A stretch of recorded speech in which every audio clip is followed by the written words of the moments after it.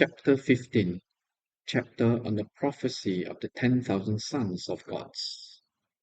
When the Tathagata observed thus, the noble goddess Bodhisattva Samuchaya addressed the Tathagata in this way: O Transcendent Lord, for what reason and what cause, and by the consummation and performance of what virtuous deeds, have these 10,000 sons of gods, such as Javalanantara Tejuraja, upon hearing the enlightenment prophecy of these three sublime beings, arrived here from the heaven of the 33 in order to listen to the Dharma from the Tathagata?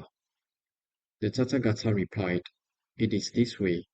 In a future time, when hundreds of thousands of millions of incalculable eons beyond calculation have passed, this sublime being, the Bodhisattva Ruchiraketu, will awaken to the supreme and perfect enlightenment in the Suvarna Prabhasita world. He will emerge in the world as Suvarna Ratna Karachatrakuta, the Tathagata, the Arhat, the fully enlightened one, perfect in wisdom and conduct, gone to bliss, knower of the world, charioteer of men to be tamed, peerless teacher of men and gods.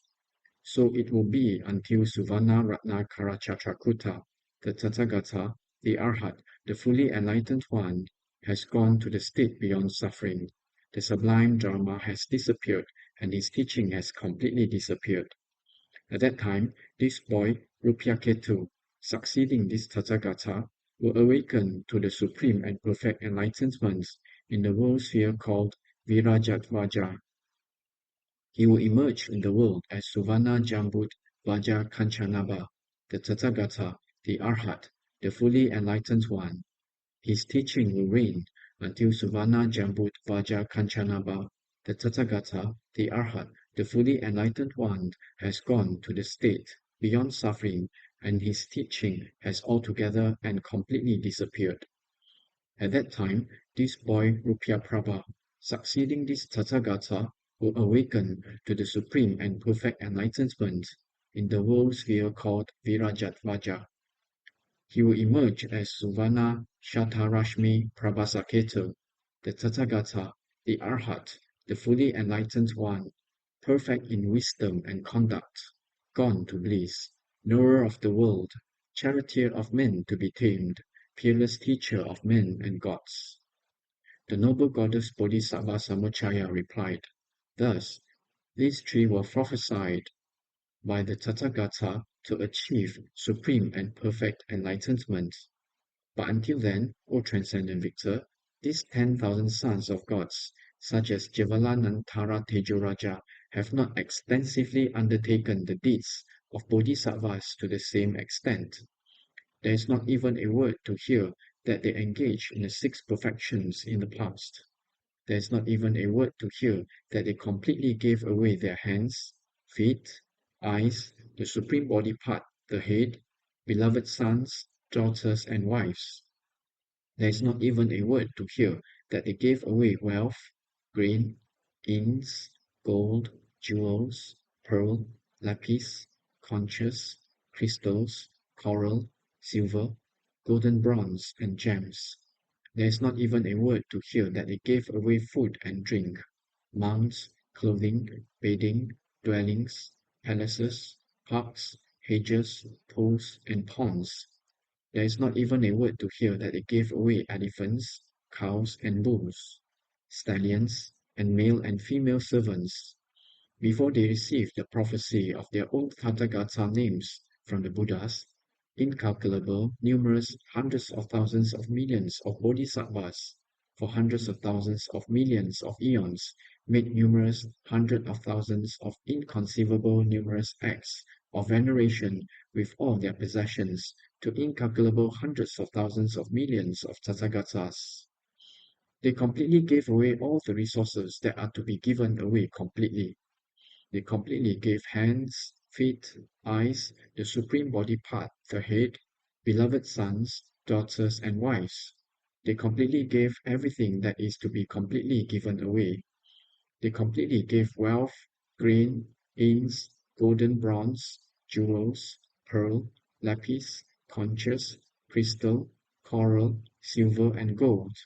They gave food and drink, mounts, clothing, bedding, dwellings, palaces, parks, hedges, pools and ponds, elephants, cows and bulls, stallions and male and female servants.